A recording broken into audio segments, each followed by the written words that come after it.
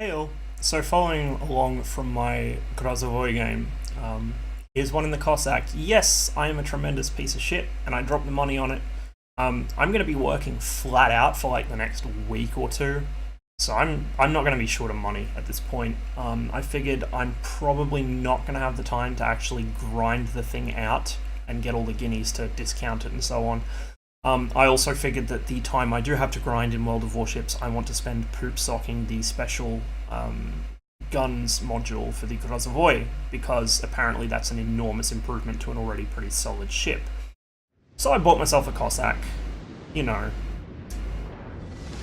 And this is my first ever match in it. So, initial observations on the Cossack. It's a tribal. It's very similar to Haida, except instead of the X turret being replaced by anti-aircraft, you do actually have a functional X turret. Which is, you know, pretty decent. It's more useful, I guess. It's probably what makes this a tier 8 instead of a tier 7 like the Haida. I mean, it's not a tier 10 Soviet destroyer. You're not going to be shooting down that many aircraft with it, so another pair of actual guns instead of just anti-aircraft is useful. It's a very handsome ship, you know, as all tribals are. So before we get into the action, let's just take a look at some of the features it has. We've got, obviously, your damage control. The smoke down here, oh, the mouse over info box doesn't work in replays. Well, whatever. I've got superintendent, so I've got an extra charge of everything. It has, by default, 6 smoke charges. Now, they don't last very long, and they don't disperse very far. It's basically just a fart of smoke. Like, you just fart a smoke cloud, and it goes away very quickly. But the fact you have so many charges, and it takes such a short amount of time to cool down, means you can basically just throw dust in the enemy's face, pop outside your spotting range, appear somewhere else, do the same thing. Like, it may as well be a teleport consumable as far as the enemy are concerned. You've also got speed boost, of course, and then hydro, which is really useful for when you're playing smoke games with enemy destroyers in cap zones. Once again, same thing as from the Grozmatch. I'm sitting in the cap just trying to scope out the enemy, figure out if any of their destroyers roll in here. Now, I do like myself there. I'm a little impatient waiting for my smoke to fill. And then, of course, I realise, oh shit, I was the one spotting that guy. I'm going to have to pop out of smoke to see him. Which I do. And you can see the smoke really doesn't last that long. It's about 30 seconds, I think. 30 or 40 seconds. Which is, I mean, it's okay, but compared to the Groz or, you know, Haida's ability to turn into a sentient fog cloud full of hate and anger, it's not a lot.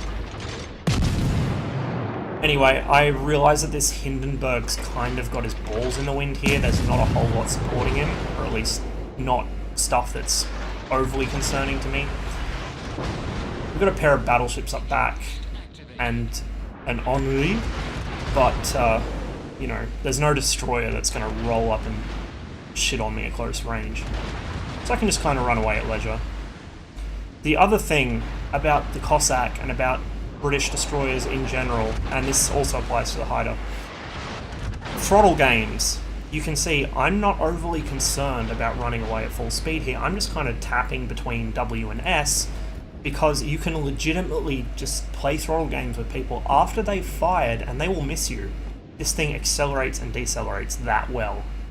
It makes it much, much harder to hit at long range, even at close range. So a lot of the time when I get in running battles with enemy destroyers, I'll be speeding up and slowing down constantly, and they will be struggling to hit me. Of course, being a British destroyer, you can drop torps singly. The torps on this are okay. Again, like the Haida, you only get 4 of them. They're not great, but they're not really bad either. This is primarily a gunboat, at least as far as I can tell, and that's how I play it, as a gunboat. It's ideal for hunting down and killing other destroyers at its tier. Probably the only thing you really need to be concerned about is a Soviet destroyer rolling up on you, or maybe the Akazuki tree destroyers. Americans don't fare as well as you might think against this thing. So here I drop some torps. That Monarch's actually reversing. You can't really see it in the replay. Not that well, but I drop torps behind him, just in case he keeps reversing. Obviously, I'm not spotted anymore, so I'm spotting for any teammates behind me. Most of our team is in the channel between B and C, which seems kind of questionable, but, you know. We got a couple guys heading into A, but the enemy have quite a decent force there. So here we have our first contestant, a Z23. Now, I could engage him and reveal myself, but I don't want to just yet. And this is the point where I should note my cossack gets spotted at 6.1 kilometers. That's not even fully spec'd for stealth. I think I'm missing the concealment commander skill. I can't remember. I'm missing one of them. So it's mostly stealth spec'd, but not quite. So that's the other thing about this ship. You are quite sneaky, and add that to the quick recharge smoke. You can do some really dirty shit. Like, really, really dirty. Z23 starts getting too close for comfort, so I begin pounding him. He drops smoke, but he's already pretty much in struggle street. I pop my own smoke.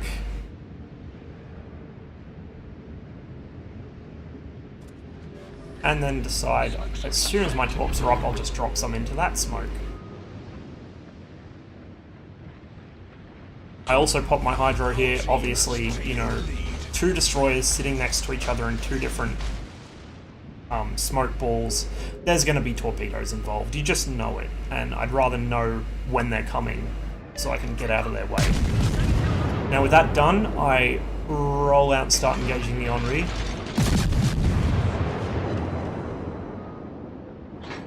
I actually do roll out on my smoke here. I could have stayed in it, but it was about to fizzle out anyway, and I feel pretty safe in rolling out in the open. These guys are relatively distracted, or were. We did just lose our friendly ships there, so I'm kind of their focus now, but that's okay. Because my smoke will be recharged in 15 seconds. I told you it was quick. Z23 has rolled out of his smoke as well. We got a storm coming in 20 seconds, so that will help cover our escape. He's dropped torps on quite a wide spread, so easy to dodge. They don't have the range anyway. And there goes our ridiculous smoke. I am invisible yet again. But he does land a lucky hit there. Just waiting for my repair to come up so I can get my engine running again. Before I realise, actually, I'm in smoke. It's not that urgent. I can just wait.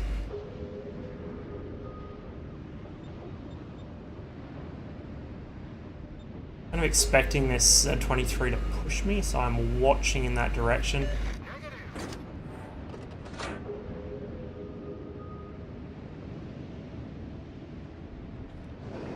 And there he is. He's pretty much a one-hit wonder for me at this point, and down he goes. The Monarch's reappeared. He's actually got most of his hit points left. The cruisers that were being an issue to us are now going to be not an issue to us, on account of our team rolling in and killing them. So now I can just focus on the Monarch. And he's probably going to be too busy dealing with my teammates over there to worry about me. Or at least, that's what I thought. You can see his guns starting to turn here. I saw his guns turning too, and that's why I popped my smoke, and immediately slowed down. And as you can see, he missed me completely. Smoke screen set.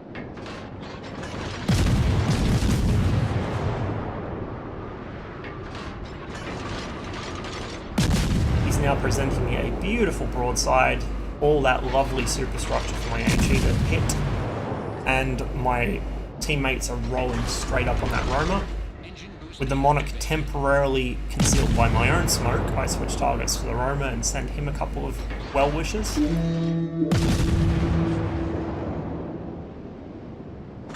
And the Monarch reappears, heading straight for the map edge.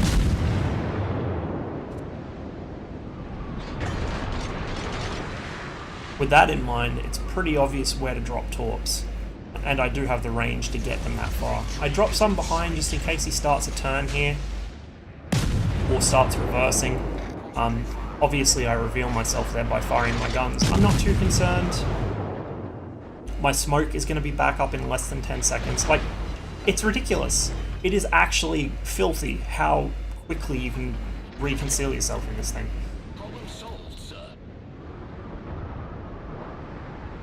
We hold B and C pretty firmly. The enemy aren't going to be able to contest either of them for a while. The Monarch over here is basically not a factor for my teammates. That other battleship behind him is by himself, essentially.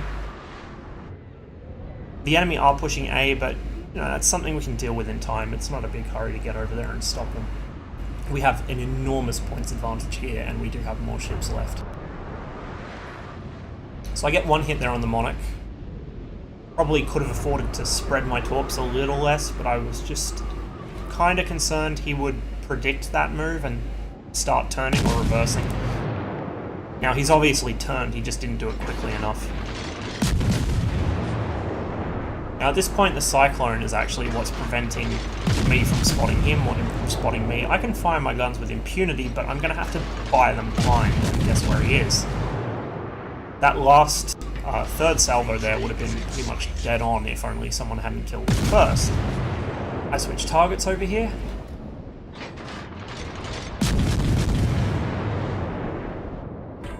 And lo and behold, I do actually get some hits.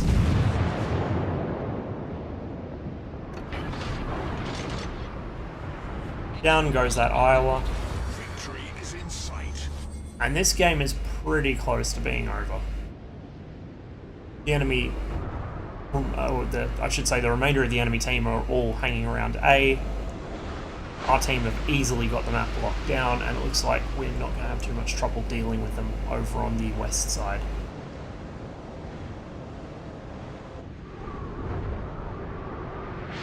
I never really noticed that little crown on the jack staff until now.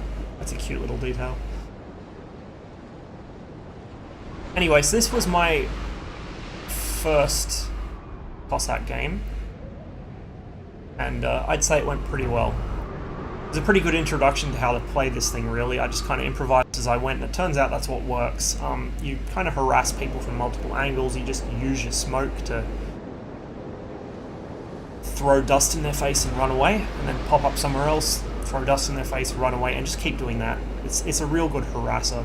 It's excellent at that. Especially when you've got support from your teammates. Like, when you have actual support from your team, playing a destroyer becomes a whole different game, honestly.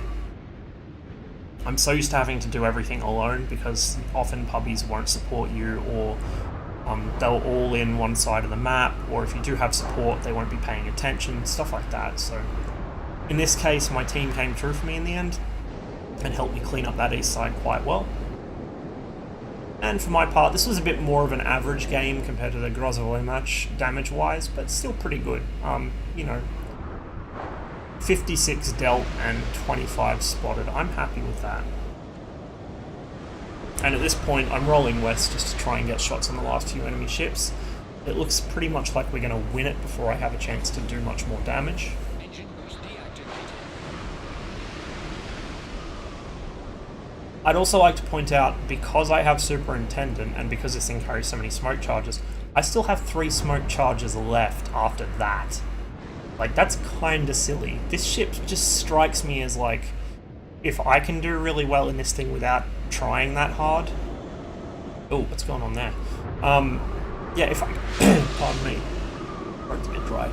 If I can do this well in this ship, how did this thing make it out of super test? And the same thing with the Haida, actually. The Haida is just fucking disgusting, as my video of it might have indicated. Like, the ability to become a roving smoke ball for like a minute and a half is kinda... The Perth can do it as well, but obviously the Perth doesn't have quite the same agility. Just seems easily abused by anyone who has even the vaguest idea of what to do.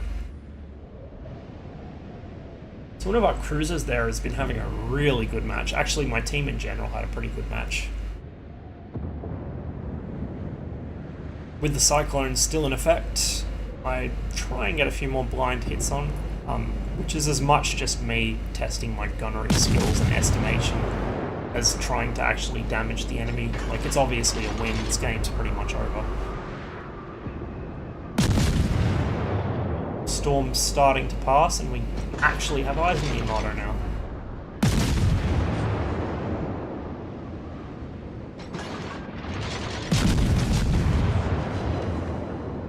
Got a nice fire going. Smoke generator activated. And another fire. And pop smoke, and start dropping torps.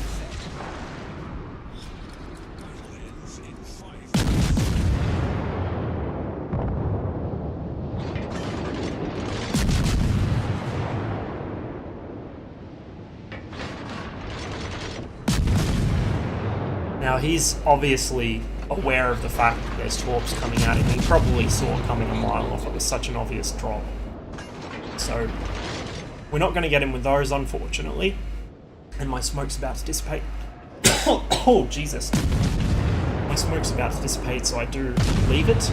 There's no point sitting still in the open once it clears. I use kind of the last gasp of it to cover my retreat, but it's not really enough. I'm well inside his secondary range, and with the number of times I've set him on fire, he's pretty pissed off. You can see his guns turning towards me, and... Womp womp. But that's okay, because we've got a number of fires burning on his deck. He's pretty much fucked.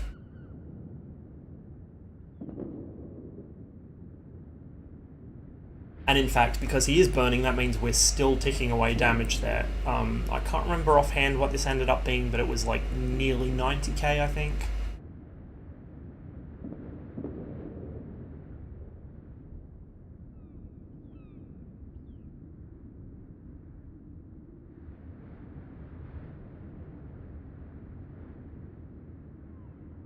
So yeah, Cossack, good boat, very good boat.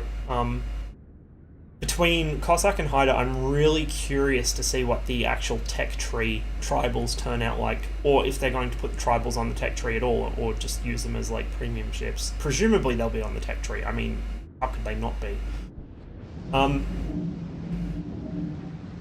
Actually, that does kind of make me do a thonk, because if the Cossack is this good, and premiums are usually worse than the tech tree version,